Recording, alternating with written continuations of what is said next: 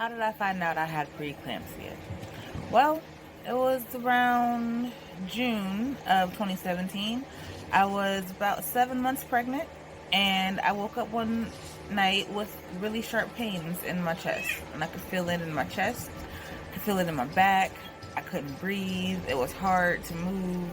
I couldn't find any comfortable position to lay in, so I got up. I started pacing back and forth around my house, trying to catch my breath. My husband woke up. He offered me a really large glass of water, and after about 45 minutes or so, I started to feel a little bit better. I wasn't able to lay back on my back to get to sleep. I had to prop myself up with pillows and sit upright, but I was able to get back to sleep, and I didn't feel any pains during the day. The next 2 nights, though, I felt the same type of pain around the same time. It was like 2, 3 o'clock in the morning. And that third night of feeling all that pain, I decided to go to the emergency room. By the time I got to the emergency room and was actually seen, I wasn't in pain anymore. So they basically sent me home. I told them how I was feeling, what I had been feeling, and they said it sounded like heartburn.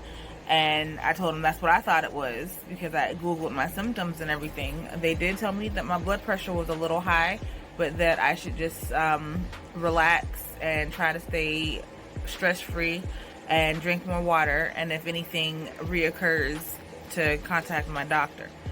So I go home, and it happens again, like every night for probably the next 2 weeks.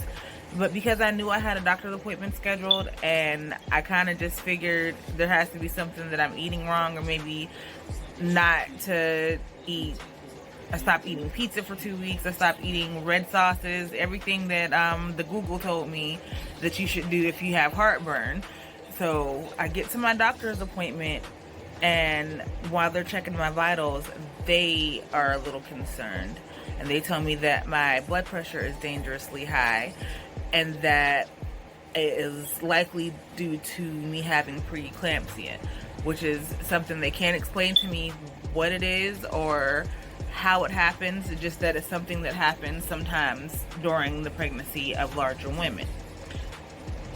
So I didn't get the feeling that I was in any danger. Like, they didn't make me feel like my life or my baby's life was in jeopardy because of the preeclampsia. They just told me that I wouldn't be able to carry him to full term, and that I would have to have a cesarean scheduled for 37 weeks, which we did. And for the rest of the time between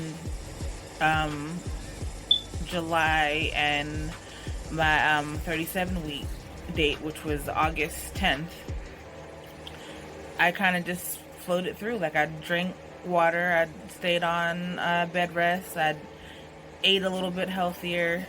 I still felt kind of bad. Like, every now and then I could feel like that twinge of pain, but I would just like think it was because of something that I ate. I didn't take it too serious. 37 weeks came. I delivered by a cesarean section, and my baby was born. And he was healthy, and he latched on pretty quickly, and he's still breastfeeding, but he turned out fine.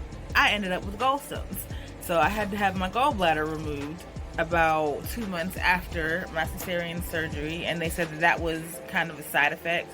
Sometimes it happens, sometimes you develop gallstones when you have preeclampsia, but they never gave me any real solid information. It wasn't until I got connected with Healthy Start and started learning from the ladies that are here that I learned how dangerous preeclampsia really can be, and how dangerous my situation really was.